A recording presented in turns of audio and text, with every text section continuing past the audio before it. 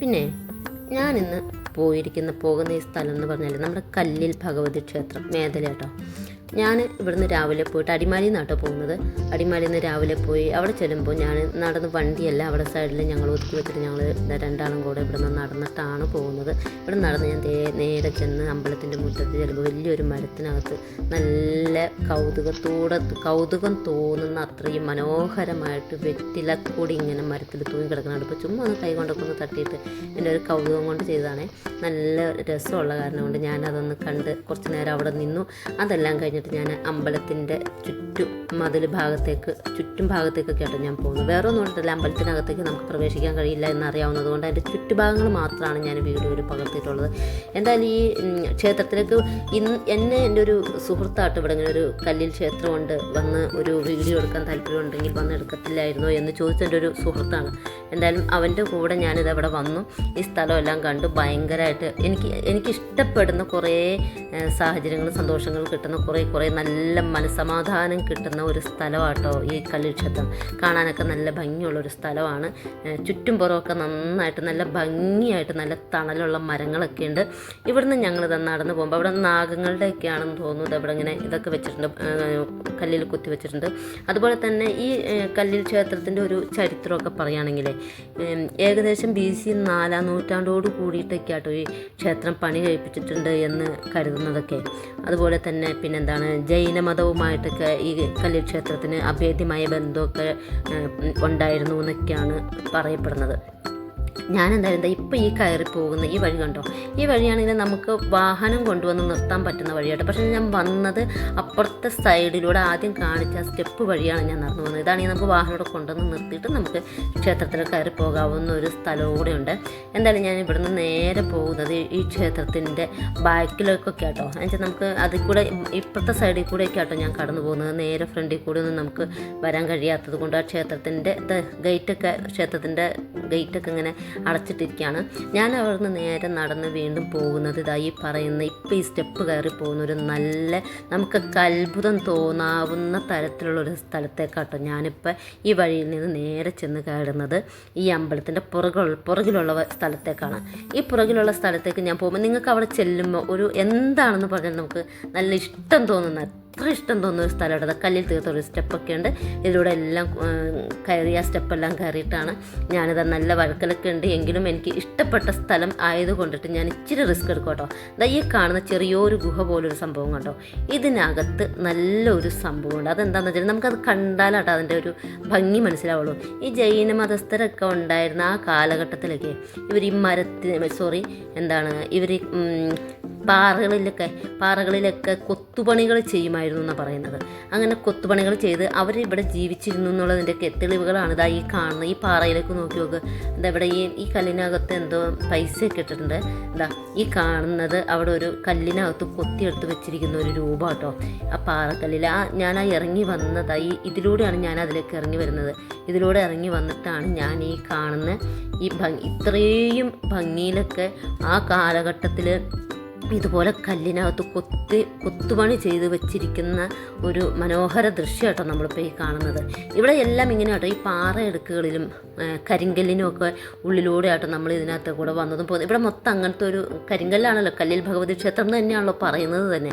അപ്പോൾ എന്തായാലും ഞാൻ അവിടെ നിന്നിട്ട് അതിൻ്റെ ചുറ്റുഭാഗത്തേക്കൂടെ ജസ്റ്റ് ഒരു ചെറിയ വീഡിയോ ആണ് എടുക്കുന്നത്. അവിടെ നിന്ന് തിരിച്ച് ഞാൻ കയറി വരുവാണ്. കാരണം മഴയൊക്കെ ചെറിയതായിട്ട് പെയ്യാൻ തുടങ്ങിയിട്ടുണ്ട്. ഇത് കണ്ടോ, ഇതൊക്കെ ജൈനമതസ്ഥർ കൊത്തി വെച്ചിട്ടുള്ള ഈ കല്ലിനകത്ത് അവരെന്തൊക്കെയോ എഴുതിയോ വരച്ചൊക്കെ വെച്ചിട്ടുള്ളതാട്ടത്. ഈ കാണുന്നതൊക്കെ അവർ വരച്ച് വെച്ചിട്ടുള്ള എന്തൊക്കെയോ രൂപങ്ങളൊക്കെയാണ്. അതുപോലെ അവരെന്തൊക്കെയോ അക്ഷരങ്ങളോ അവരുടെ എന്തോ ഭാഷാ ലിപികളൊക്കെ ലിഖിതമാക്കപ്പെട്ട സംഭവങ്ങളൊക്കെ ആയിട്ട് എഴുതി വെച്ചിരിക്കുന്നത്. അത് എന്തൊക്കെയാണ് എന്നൊന്നും നമുക്കറിയില്ല. ഇത് കണ്ട ആന അതിൻ്റെ എന്താ ഈ അന്നത്തെ കാലത്ത് ആനേനെ ഇങ്ങനെ വരച്ച് വെക്കുക എന്നൊക്കെ പറയുന്നത് അത് ഇതുപോലൊരു പാറയിൽ, ഇത് ചുമ്മാ നിലത്താണ് കേട്ടോ, മേളിലെ പാറയൊന്നുമല്ല, ഒരു തറയിലാണ് ഈ ആനേനെ പോലും ഇങ്ങനെ നല്ല ഭംഗിയായിട്ട് ഇങ്ങനെ കൊത്തി ഇങ്ങനെ വെച്ചിരിക്കുന്നത് കേട്ടോ. എന്തായാലും ഇതൊക്കെ ഇങ്ങനെ ആ കാലഘട്ടത്തിലാണ് ചെയ്തതെന്ന് ഓർക്കുമ്പോഴാട്ടോ ഇതിനൊക്കെ നമുക്കൊരു മനോഹരമായിട്ട് തോന്നുന്നത്. ഇത് അമ്പലത്തിൻ്റെ പുറകുവശം കേട്ടോ. ഞാനിപ്പോൾ അവിടെ മുതൽ കാണിച്ചതെല്ലാം ഈ കല്ലിൽ ക്ഷേത്രത്തിൻ്റെ പുറകുവശമാണ്. അവിടെ കൂടെ ഞാൻ നടന്നിട്ട് ഇത് അവിടെ വരുമ്പോൾ എൻ്റെ കൂടെ വന്ന സുഹൃത്തിനോട് ഞാൻ ചോദിച്ചു, ഇവിടെ ഇതിൻ്റെ പുറകുവശത്ത് ഇവിടെ നിന്നാൽ കുഴപ്പമുണ്ടെന്ന് വെച്ചാൽ അവിടെ നിന്നാൽ കുഴപ്പമൊന്നുമില്ല എന്ന് പറഞ്ഞത് കൊണ്ടിട്ട് ഞാൻ ഈ അമ്പലത്തിൻ്റെ പുറകുവശത്ത് നിന്നിട്ടാട്ടോ ഈ വീഡിയോ എല്ലാം ഞാൻ എടുക്കുന്നത്. എൻ്റെ ചെരുപ്പൊക്കെ ഞാൻ അവിടെ ഊരിയിട്ടിരിക്കുകയാണ്.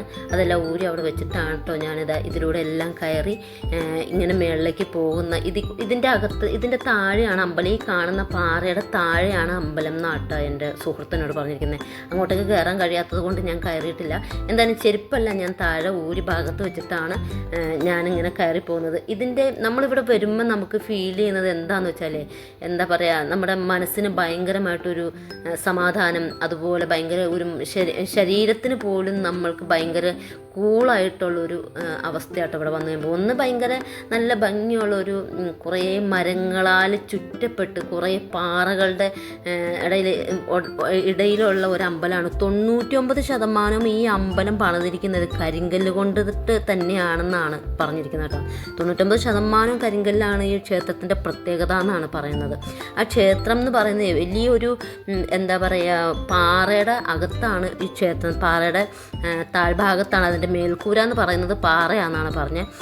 എന്തായാലും ഞാനിതൊക്കെ കണ്ടിട്ട് ശരിക്കും പറഞ്ഞാൽ എൻ്റെ ഒരു കിളി പറഞ്ഞിട്ടുള്ള അവസ്ഥയിലായിട്ടുള്ളത്. കാരണം ഇങ്ങനെയൊക്കെ അന്നത്തെ കാലത്ത് പോലും ചെയ്തു വെക്കാൻ കഴിയണമെങ്കിൽ അത് എത്ര മാത്രം രസത്തിലൊക്കെ ചെയ്തു വെക്കണമെങ്കിലൊക്കെ അത് എത്ര കഴിവുള്ളവരായിരിക്കുമെന്നൊക്കെ നമുക്ക് ചിന്തിക്കാൻ പോലും പറ്റില്ല. അത് കണ്ടോ, ഇതൊക്കെ അവിടെ ഇങ്ങനെ ഈ നമ്മളതിൻ്റെ മേളിലേക്ക് അമ്പലത്തിൻ്റെ പുറകിലൂടെ ഉള്ളൊരു സ്റ്റെപ്പാണ് കേട്ടോ ഈ കാണുന്നത്. അതെല്ലാം കരിങ്കല്ല് കൊണ്ടിട്ടാണ് ചെയ്തിരിക്കുന്നത്. ഈ കാണുന്ന സംഭവമൊക്കെ കണ്ട് ഇതൊക്കെ അമ്പലത്തിൻ്റെ മേൽഭാഗമാണ്. അതിൻ്റെ താഴെയാണ് അമ്പലം ഉള്ളത്.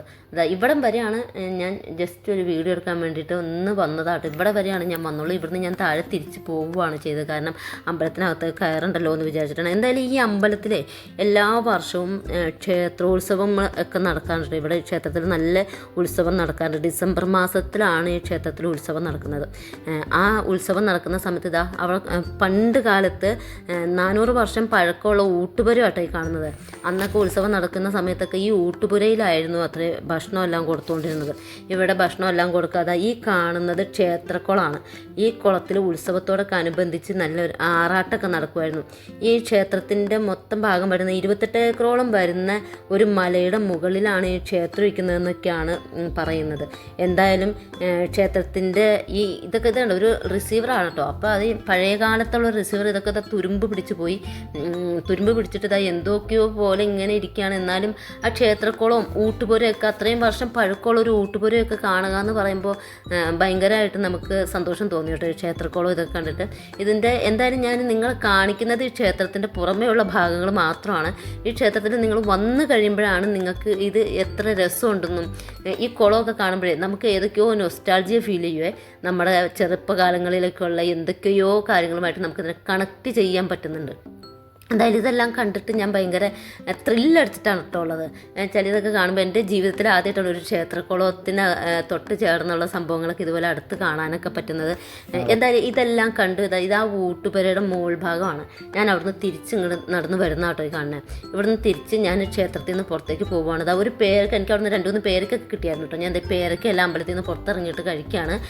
ഈ പേരക്കൊക്കെ തിന്ന് തൽക്കാലത്തേക്ക് വിശപ്പെല്ലാം ആയി. എന്തായാലും ഉച്ചയ്ക്ക് ഒരു 1 മണി ആവാറ് കേട്ടിട്ടുണ്ട് കേട്ടോ സമയം. 1 മണി 12 മണി കഴിഞ്ഞിട്ടുണ്ട് എന്തായാലും. അപ്പോൾ ഞാൻ അവിടുന്ന് ഇപ്പം ഞാൻ ഈ കയറി പോകുന്നതുണ്ടല്ലോ എങ്ങോട്ടാണെന്ന് വെച്ചാൽ നേരെ ഞാനിപ്പോൾ ഈ പോകുന്നത് ഒരു വെള്ളച്ചാട്ടത്തിലേക്കാണ്. വെള്ളച്ചാട്ടം കാണിച്ച് ഇടുക്കിക്കാരെ പേടിപ്പിക്കരുത് എന്ന് മാത്രം പറയരുത്. അതൊക്കെ ശരിയാണ് എങ്കിലും ഇവിടെയും ഈ പറയുന്ന കലിക്ഷേത്രത്തിൽ വരുമ്പോൾ ക്ഷേത്രം കണ്ട് പോകുന്നതിനോടൊപ്പം തന്നെ നമുക്ക് വന്നു പോകാവുന്ന ഒരു 1.5 കിലോമീറ്റർ, അതായത് എനിക്ക് തോന്നുന്നു ഈ ക്ഷേത്രത്തിൻ്റെ തെക്ക് കിഴക്കൊക്കെ മാറിയിട്ട് ഒരു 1.5 കിലോമീറ്ററൊക്കെ സഞ്ചരിച്ചാലാണ് ഇതിനോട് ചേർന്ന് ഒരു മണിപ്പാറ എന്ന് പറയുന്നൊരു സ്ഥലം ഉണ്ട്. അവിടേക്കാണ് ഞാൻ ശരിക്കും വന്നത്. അവിടേക്ക് വന്നു കഴിഞ്ഞപ്പോൾ അതിനോട് ചേർന്ന് തന്നെ ഒരു ചെറിയ വെള്ളച്ചാട്ടമൊക്കെ ഉണ്ട്. ഈ വെള്ളച്ചാട്ടം കണ്ടിട്ട് എനിക്ക് ഇടുക്കിയിൽ വെച്ച് നോക്കുമ്പോൾ ഇവിടുത്തെ വെള്ളച്ചാട്ടമൊന്നുമില്ല. എന്നാലും ഇവിടെ വരുമ്പോൾ ഒരു സന്തോഷമുള്ളവരൊക്കെ കുളിക്കാറൊക്കെ ഉണ്ട്. ഇവിടെയുള്ള ഒരു കുളിയെല്ലാം കഴിഞ്ഞിട്ടാണ് ഇവിടുന്ന് പോകുന്നതെന്നാണ് കുറേ തിരക്ക് വന്നിട്ട് കുളിച്ചിട്ടൊക്കെ പോകുന്ന സ്ഥലമാണെന്നൊക്കെ പലരും അവരെന്നത് എൻ്റെ സുഹൃത്ത് പറഞ്ഞു തന്നത്. അപ്പോൾ എന്തായാലും ഞാൻ ഈ സ്ഥലവും കണ്ടിട്ട് നേരെ അവിടെ കുളിക്കുന്ന സ്ഥലത്തേക്ക് ജസ്റ്റ് ഒന്ന് ഇറങ്ങിയതാട്ടോ. നോക്ക്,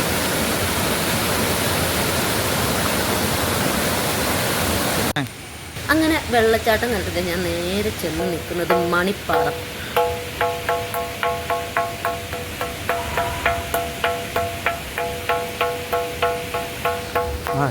ഇപ്പം നിങ്ങൾ ആ ആ മണി അടിച്ച ശബ്ദം കേട്ടില്ല. അത് ആ മണിയടി കേൾക്കാൻ വേണ്ടിയിട്ടാണ്, ആ പാറയിൽ 2 മണി അടിക്കാൻ വേണ്ടിയിട്ടാണ് കേട്ടോ ഞാനിപ്പോൾ ഇത്. അവിടെ നിന്ന് തിരിച്ചിറങ്ങി ഒരു തൊണ്ടിപ്പഴം എല്ലാം കിട്ടി.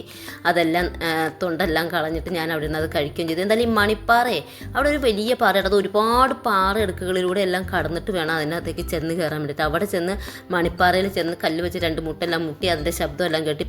ഇങ്ങനെ കാണുമ്പോൾ ഇത്ര സിമ്പിളായിട്ടൊന്നും കാണണ്ട, ഒരുപാട് പാറയുടെ ഇടയിലൂടെ എല്ലാം കടന്ന് കഷ്ടപ്പെട്ട് വീണ് ഉരുണ്ടിട്ടൊക്കെ ഉണ്ട്. ഞാൻ അവിടെ 2-3 സ്ഥലത്ത് വീഴുകയൊക്കെ ചെയ്തു. എന്തായാലും ഞാൻ വീണിട്ടൊക്കെയാണ് അവിടുന്ന് ഉരുണ്ട് പുരണ്ട് എഴുന്നേറ്റിട്ടൊക്കെയാണ് അവിടെ എത്തിയത്.